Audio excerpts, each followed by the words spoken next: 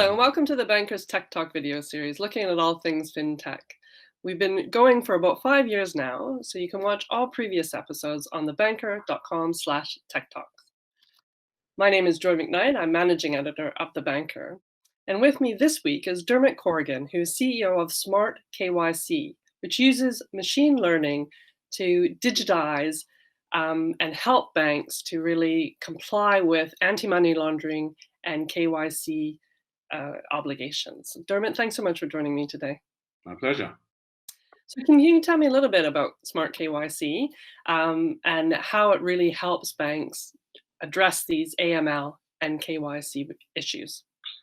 Well, I think most people are aware that banks and other related entities are required by law to do know your customer checks. That's what the KYC stands for.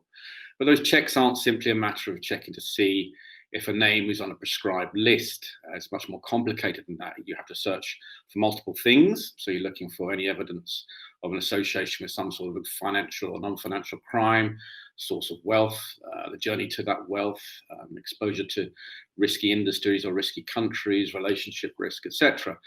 And you need, in order to do that, to search and analyze lots of very different and diverse contents, what you find on the internet, search watch list sources, news archives, legal databases for legal judgments, company information, internal information.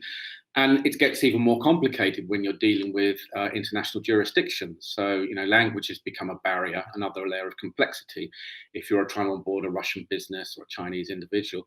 And if you've got huge volumes of clients, then this just becomes a really, really tricky problem, a very labor-intensive problem.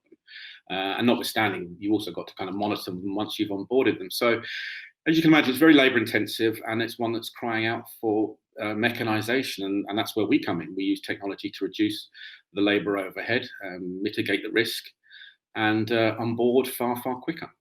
Okay, so how do you create this real-time risk intelligence? So one trend we're definitely seeing is banks wanting to be proactive about understanding whether a risk-relevant event has happened and whether that event relates to their clients. So we're talking here about things like a specific corporate action, a director being disqualified, a new allegation emerging in the press. And I think, the logic here is that this is perhaps the best form of defense, to be proactive and to look at, with your eyes always open. And to be able to say to the regulator, I couldn't have done any better. I was always looking to see if the risk outlook is changing. And that's all sounds very all well and good, but it's actually fraught with challenges. Banks have many thousands of customers and related parties. There's lots of news out there in articles. There's lots of repetition of the same facts. And banks, don't want to be swamped with false positives. And that's where we come in. So we help them wade through a lot of that noise. We winnow out a lot of the rubbish, remove a lot of the repetition, so they can focus on what is really risk relevant and be proactive. Excellent. And I know that recently you wrote a blog entitled ESG, the Next KYC Frontier. So why do you think ESG is really coming to the fore now? Yeah, well, I think banks are pretty unique here because they have to see ESG from three very different perspectives. They have to think of it from the investment perspective to make sure that their investments are complying with their ESG policies.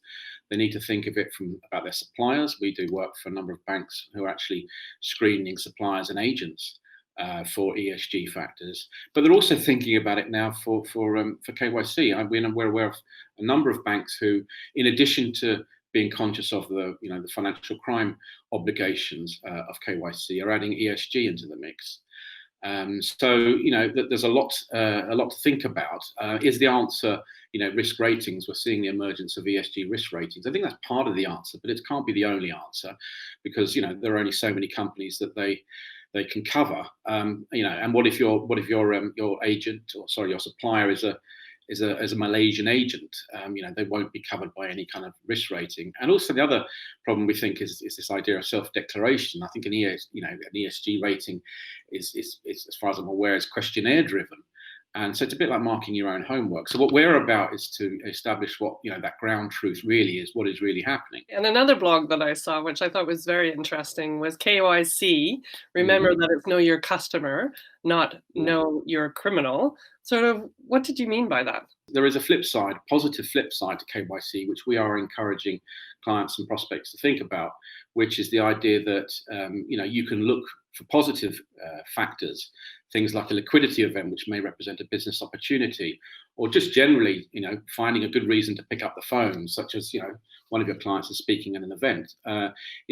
We use the term relationship intelligence, and that's what KYC is about. I started out in sales, and you were supposed to know your customer, and it was about having those golden nuggets, as my old boss used to call them, of information that just gave you that edge on your competitors. So we think there's a positive spin to KYC.